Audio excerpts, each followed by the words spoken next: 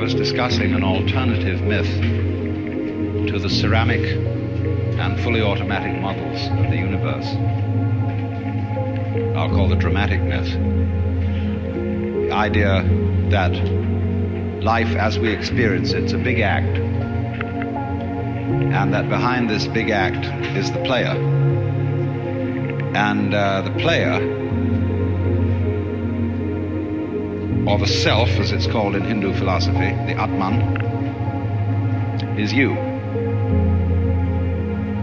Only you are playing hide and seek, since that is the essential game that's going on. It's the game of games. It's the basis of all games, hide and seek. And so since you're playing hide and seek, you are deliberately, although you can't admit this, or won't admit it, you are deliberately forgetting who you really are, or what you really are, and the knowledge that your essential self is the foundation of the universe, the ground of being, as Tillich calls it, is something you have as what the Germans call a Hintergedanke. A Hintergedanke is a thought way, way, way at the back of your mind, way back here somewhere. Something that you know deep down, but can't admit.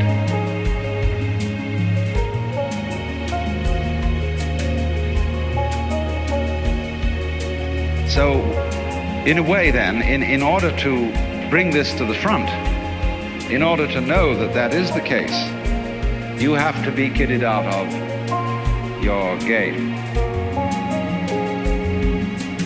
You see, the problem is this. We identify in our experience a differentiation between what we do and what happens to us. We have a certain number of actions that we define as voluntary. We feel in control of those. And then over against that, there is all those things that are involuntary. But the dividing line between these two is very arbitrary. Because, for example, when you move your hand, you feel that you decide whether to open it or to close it.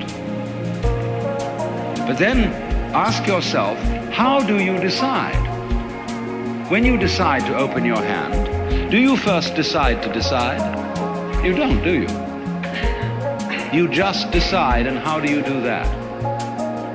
And if you don't know how you do it, is it voluntary or involuntary? Let's consider breathing. You can feel that you breathe deliberately. You can control your breath. But when you don't think about it, it goes on. Is it voluntary or involuntary?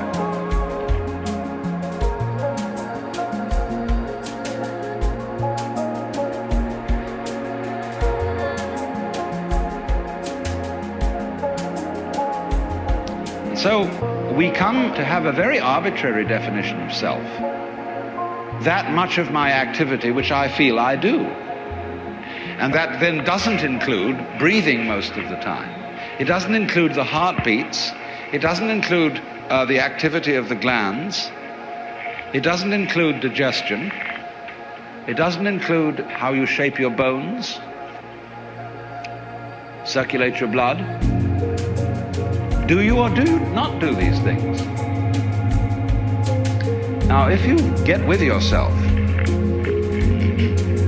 and you find out that you are all of yourself, a very strange thing happens. You find that your body knows that you are one with the universe. In other words, that the so-called involuntary circulation of your blood is one continuous process with the stars shining. If you find out that it's you who circulates your blood, you will at the same moment find out that you are shining the sun. Because your physical organism is one continuous process with everything else that's going on. Just as the waves are continuous with the ocean, your body is continuous with the total energy system of the cosmos. And it's all you. Only you're playing the game that you're only this bit of it. But as I tried to explain, there are in physical reality no such things as separate events. So then, remember also when I tried to work towards a definition of omnipotence. Omnipotence is not knowing how everything is done, it's just doing it. You don't have to translate it into language. Look, supposing when you got up in the morning, you had to switch your brain on.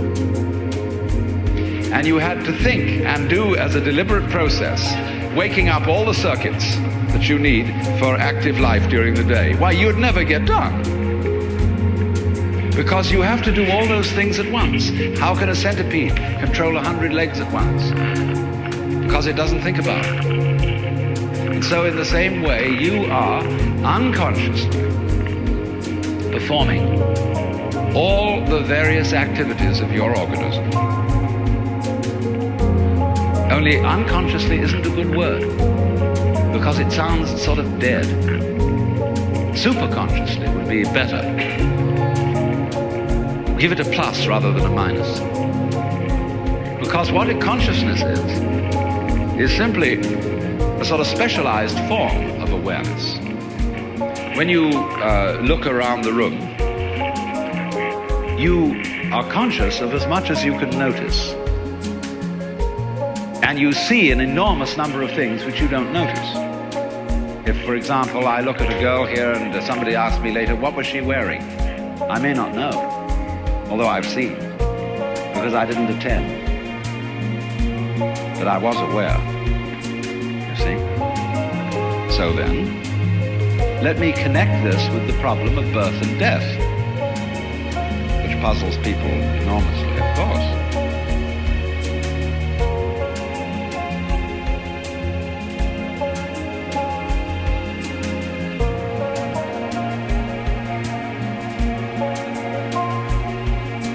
Because in order to understand what the self is, you have to remember that it doesn't need to remember anything. Just like you don't need to know how you work your thyroid gland. So then, when you die, you're not going to have to put up with everlasting non-existence, because that's not an experience. A lot of people are afraid that when they die, they're going to be locked up in a dark room forever. And sort of undergo that. But one of the most interesting things in the world, this is a yoga, this is a way of realization. Try and imagine what it will be like to go to sleep and never wake up. Think about that. Children think about it. It's one of the great wonders of life. What will it be like to go to sleep and never wake up? And if you think long enough about that, something will happen to you. You will find out, among other things, that it'll pose the next question to you. What was it like to wake up after having never gone to sleep? That was when you were born.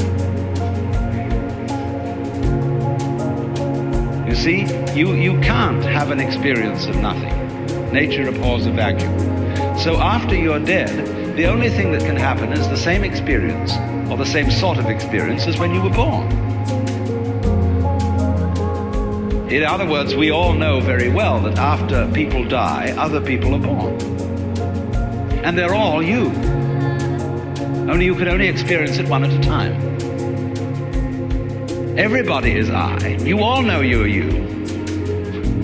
And wheresoever beings exist throughout all galaxies, it doesn't make any difference. You are all of them. And when they come into being, that's you coming into being. You know that very well. Only you don't have to remember the past. In the same way, you don't have to think about how you work your thyroid gland or whatever else it is in your organism. You don't have to know how to shine the sun. You just do it. Like you breathe. Doesn't it really astonish you that you are this fantastically complex thing? And that you're doing all of this and you never had any education in how to do it? You never learned, but you're this miracle? Well, the point is that from a strictly physical scientific standpoint, this organism is a continuous energy with everything else that's going on. And if I am my foot, I am the sun. Only we've got this little partial view. We've got the idea that no, I'm just something in this body. The ego. That's a joke. The ego is nothing other than the focus of conscious attention. It's like a radar on a ship. The radar on a ship is a troubleshooter. Is there anything in the way? And conscious attention is a designed function of the brain to scan the environment, like a radar does, and note for any trouble-making changes. But if you identify yourself with your troubleshooter, then naturally you define yourself as being in a perpetual state of anxiety. And the moment we cease to identify with the ego and become aware that we are the whole organism, you realize that as the first thing how harmonious it all is. Because your organism is a miracle of harmony. All this thing functioning together. Even those corpuscles and creatures that are fighting each other in the bloodstream and eating each other up. If they weren't doing that, you wouldn't be healthy. So what is discord at one level of your being is harmony at a higher level. And you begin to realize that, and you begin to be aware too that the discords of your life and the discords of people's life, which are a fight at one level, at a higher level of the universe, are healthy and harmonious. And you suddenly realize that everything that you are and do is at that level as magnificent and as free of any blemish as the patterns in waves.